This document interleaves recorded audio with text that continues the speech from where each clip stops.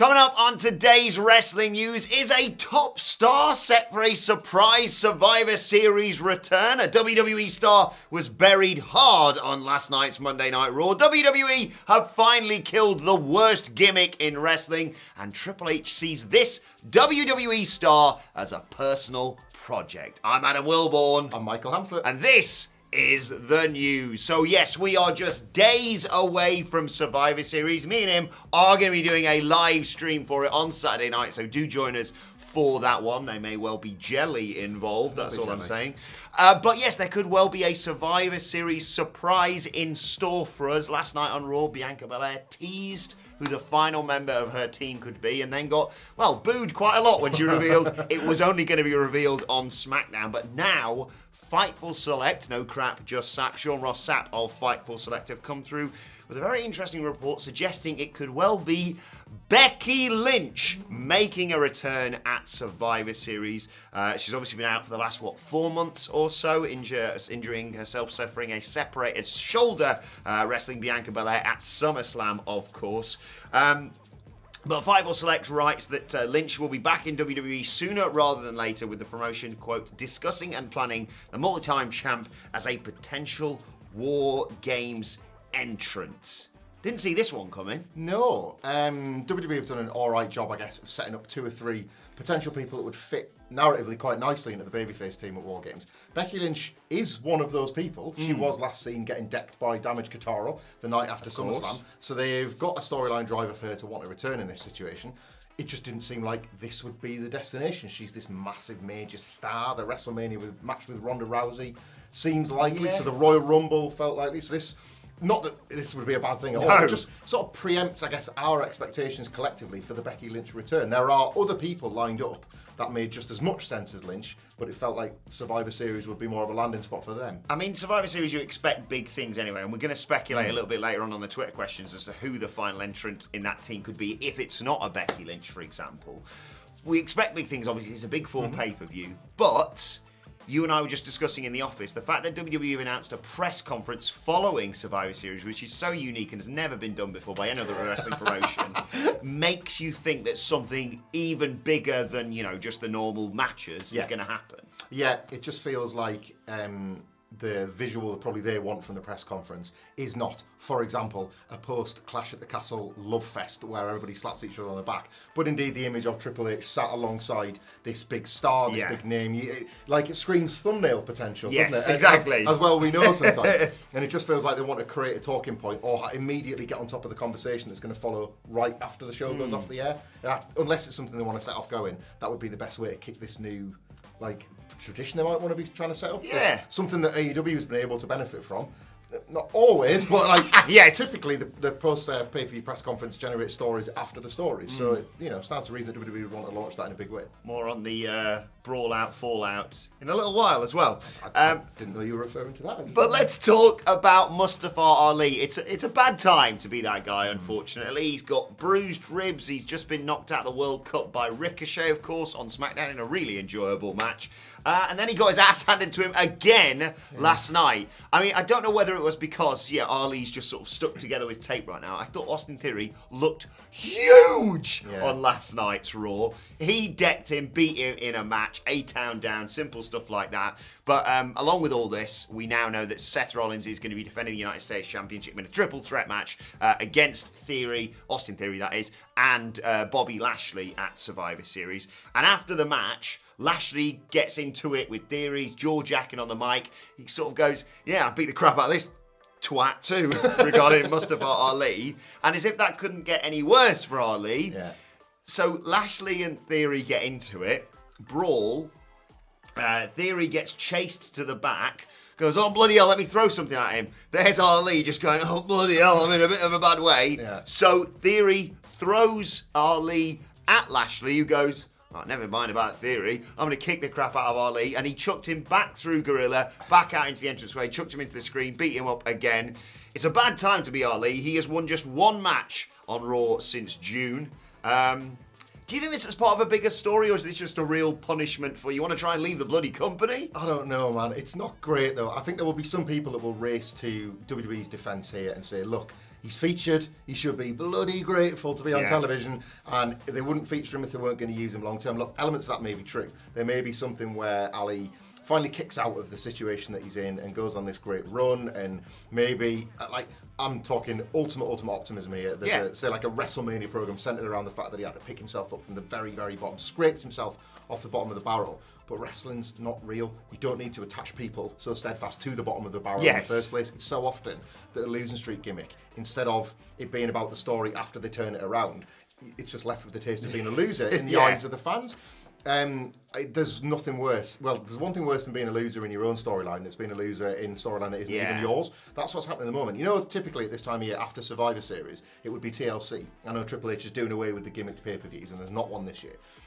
It would be convenient how a wrestler would throw a ladder or a table or a chair or stairs, and they would suddenly do that every single week in the run-up to TLC. This is happening to Mustafa Ali. He's suddenly a gimmicked weapon in somebody else's feud. It's not to say that the sky is completely falling around him, but I just think you have to tread very carefully with quite how much you bury somebody, because a lot of fans never forget. Yeah, I may be a bit of a blind optimist on this one, because I think there is a bigger story going on. I think, having watched what they've done with Austin Theory and how they've turned it around with him in recent weeks, I think Triple H has got a plan for Ali. I think he's insanely talented, obviously. He was meant to be in the role of Kofi Kingston, let's not forget, for Kofi Mania. How was it, injuries, I think it was, that took him out of that? That's right, yeah. So I think there's a bigger thing here, and I talked to Sige about this on the SmackDown preview, saying I thought he was going to lose against Ricochet. I think he's getting his ass handed to himself every week, so he spirals down and down. I think he's going to snap. I think he's had stables in the past, and he was a SmackDown hacker, just chuck that in there as well. But I think there is scope for him to have some sort of heel character. I'm not suggesting he needs a big stable necessarily, but I think this is all part of a bigger character change. It better be, because like you say, otherwise he's just getting buried for no bloody reason. Well, that's Mustafa Ali, Johnny Gargano, Ricochet himself, and probably others I'm forgetting at the moment, that have proven that Triple H's favourite way to push babyfaces is by killing them first. It's not a great habit to get into, ideally. We'll break you down into dust, and then we'll build you up Austin Theory, another one. It's the idea of just that being the new way that people get pushed, I wouldn't necessarily support. No. Long term, anyway. Well, good news coming from last night's Raw. The worst gimmick in wrestling's finally finished. Akira Tozawa is no longer a ninja. He has been a ninja for 890 days. Oh, bro. Michael Hamflett. He adopted that character at Backlash 2020, if you remember. With us. And who could forget it? But he appeared on last night's Raw looking a bit more like sort of Dragon Gate Tozawa. He had blonde hair. He was in red and white wrestling gear. Yeah. He was still in a bit of a wacky comedy character. He leapt into JBL's arms. He stole his hat. He basically was pissing the legend off to distract Baron Corbin, who then got nailed with the Claymore for Drew McIntyre to get the victory in that match. But I mean, Tozawa is great, and don't get me wrong, throws himself into whatever he's given by WWE and has made the ninja character work. But I'm glad that we maybe just get to see Tozawa, I don't know, wrestle now. Yeah, honestly, like the bin monster that swallowed the Street Profits at Backlash 2020 should have taken that gimmick with it on the night. How we found ourselves in that situation, I can only assume, was yet another case of the worst excess of the pandemic. We had wrestlers fighting over eyes. It's things we don't want to revisit for you. It's the opposite of AEW, isn't it? Oh, I look back on that time really fondly. I never want to think about pandemic WWE ever again, and clearly nor do WWE, and this is just the latest thing they're trying to remove. I would pump the brakes on getting too excited that everything is randomly fixed. You know who else once ran around the ring in a bit of a caper, sat in the commentator's lap, and even stole their headwear?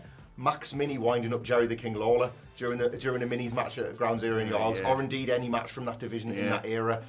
This is a step forward, but in terms of progressive thoughts and how all wrestlers should be treated on television, it's still so many leaps backwards from where an Akira Tozawa needs to be. The ninja garb is gone, but the memories of him nearly being eaten by a shark remain and linger. Yeah. And booking like this are not exactly going to erase those overnight. I think maybe it's because I was like, oh God, why is JBL on my screen? Oh, thank God, Akira Tozawa's here. Oh, if it like ends up with him booting his head off rather than just taking his hat off, I think that'll be something that we can celebrate a little bit more. Exactly. Good news, the gi is gone. Yes. But there's a long way to go. Right, let's finally conclude by talking about Triple H and his personal project. Can you guess which former NXT star he rather likes on the main roster? Former NXT star? Former NXT star. Tiffany Stratton all lined up and everything. Oh. I don't know. Fill me in. Finn Balor. Finn Balor is a, quote, reclamation project. Have I said that right? Yeah, I think so. For Triple H. Now he is, all powerful, basically. There's a joint report. He's in Judgment Day. Yeah, as we all are here at WhatCulture. It's a joint report that reports this from Give Me Sport and WrestleVerse. They've been teaming up quite a lot recently. Good little tag team they work very well together. Balor and Levesque have always really liked each other, and Triple H has just looked on and gone, when Vince used to just be like, I'll give Finn a bit of a push. No bollocks. He got injured in one match, and therefore he's tarnished in my eyes forever, because Vince was an idiot. Yes, he sees him as a reclamation project. They report saying Hunter has always believed in Finn. He always checked on him daily following that injury at SummerSlam 2016. And they in duo have enjoyed a tight relationship throughout their shared time in WWE, even after Balor was called up from NXT. Look, I think Balor's doing great stuff with Judgment Day. And yeah, he's always been someone that I think we always go, let's go, Yeah. So I'm glad to hear something like this, because it's going to be a comeback of, I don't know, Gareth Bale-esque comparisons. Perhaps. What's wrong, USA? Couldn't you score more than one goal?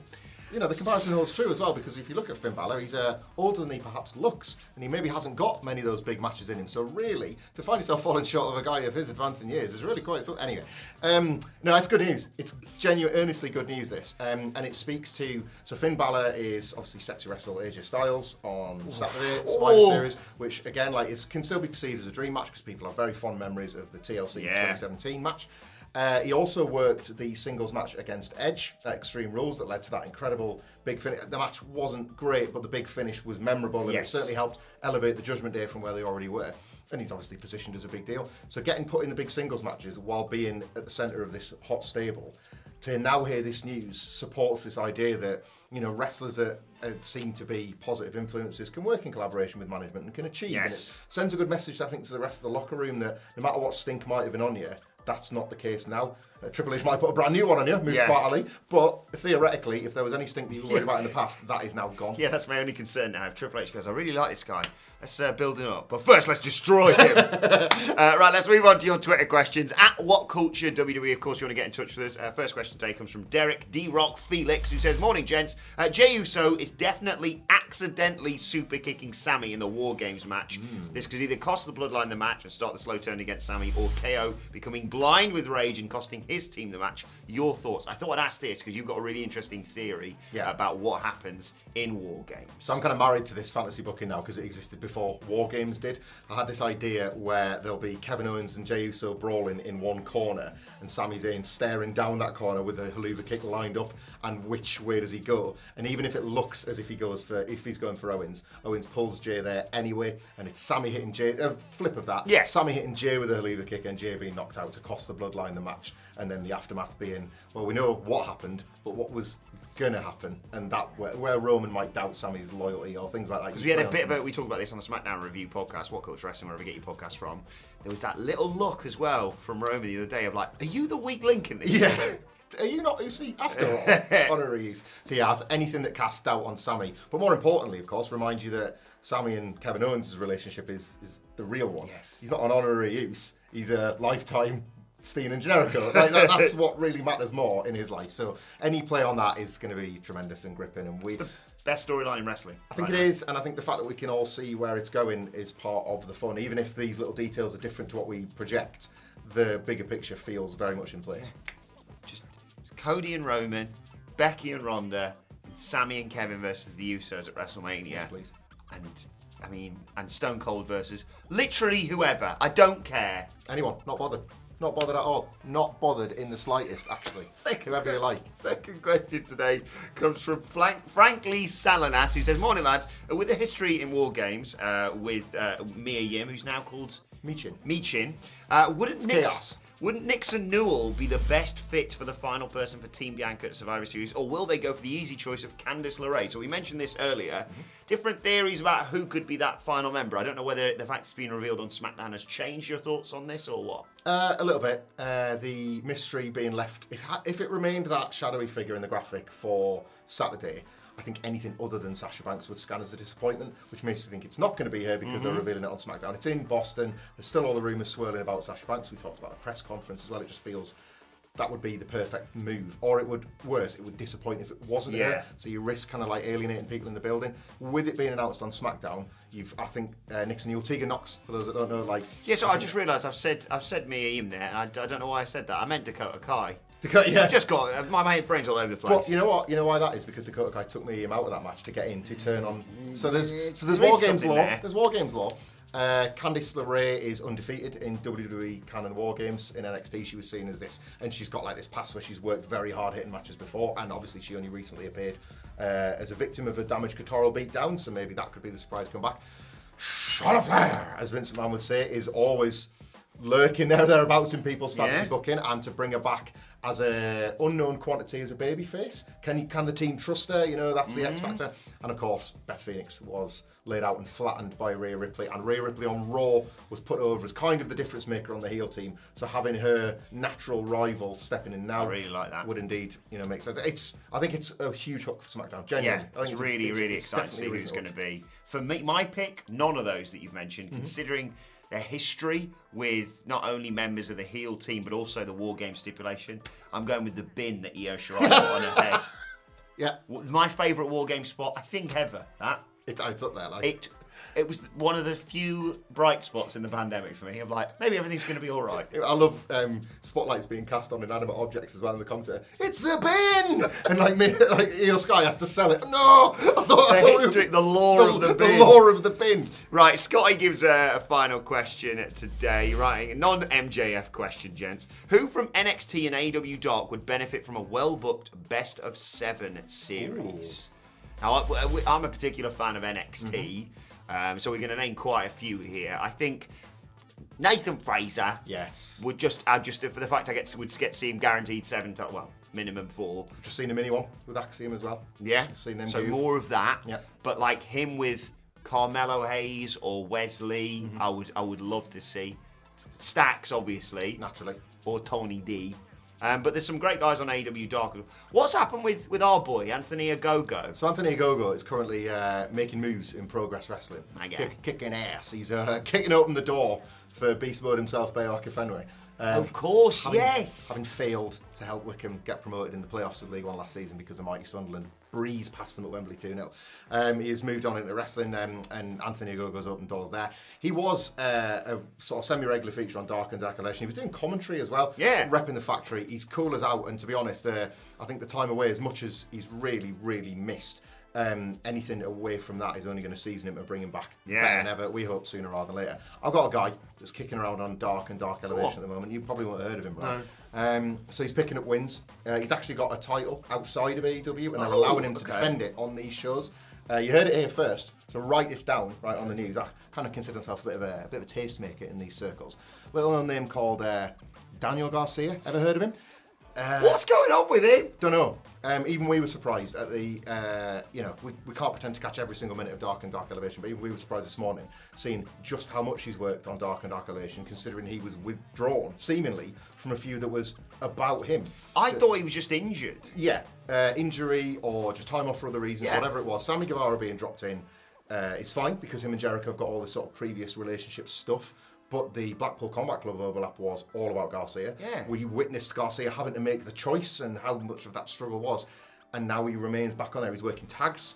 He's doing stuff with our boys, the former Everrise 2.0. Yes. So they're still all together. There's still Jericho Appreciation Society stuff happen. He's playing the character that we saw him established on television. And yet, I think the last time he worked on Dynamite was in October in the tag that they lost to the Blackpool Combat Club. So... what's that about? But Garcia's a tremendous best of 7 wrestler. There's a legacy rivalry that would suit that as well. Just seeing them have this constant competitive energy between the pair. He's a guy I want more of, and he is the wrestler. He's one of the breakout wrestlers this year. So don't know why he's fell down again. Well, speaking of the best of 7 series, the team that are currently competing in it, Young Bucks, are today's and finally, and this is presented without comment. Well, there may be some comments, but they have changed their bio on Twitter to Chicago. This'll be interesting.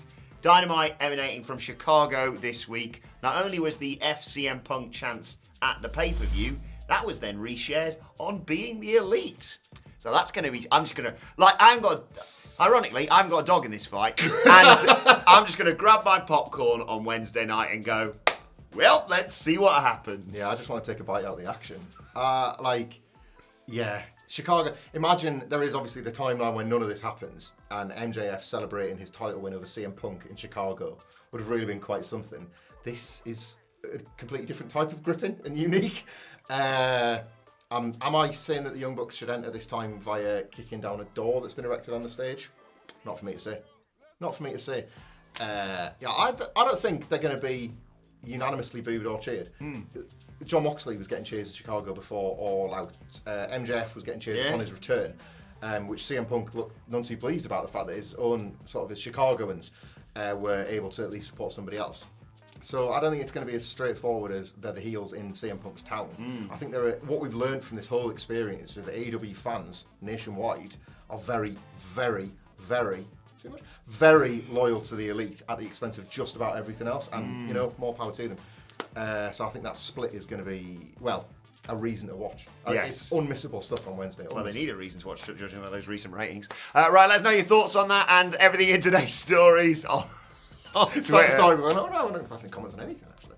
Let us know your thoughts in the comments section. Like, share, subscribe, and chat to us on Twitter as well, at WhatCulture WWE. Watch there, you can follow both of us. You can follow Michael Hamflett at Michael Hamflett. You can follow me at Adam Wilborn. Follow us all at WhatCulture WWE. You can follow Andy H. Murray at Andy H. Murray, and the H stands for home, which is where football's coming. Because we thrashed Iran, and he's not here to slag it off. Get in! I was going to do soccer for our American fans who didn't realise there was a second quarter, apparently. The team didn't show up for those third and fourth quarters. Huh? I was going to do the score, but you can't do it without using two hands just to do hours. That's too many hands. You do hours, and I'll do theirs. 6 fingers up. Hang on, 1, 2, 3, 4, 5. Oh no, there's 6. Okay. Yeah, and it was a dodgy penalty. We should have gone to score. We probably should have 7-2 if anything. Right. He's never letting us do the news about himself, is he? This was fun. No, it was good. It was good while it lasted. Right, thanks for watching. We'll see you soon.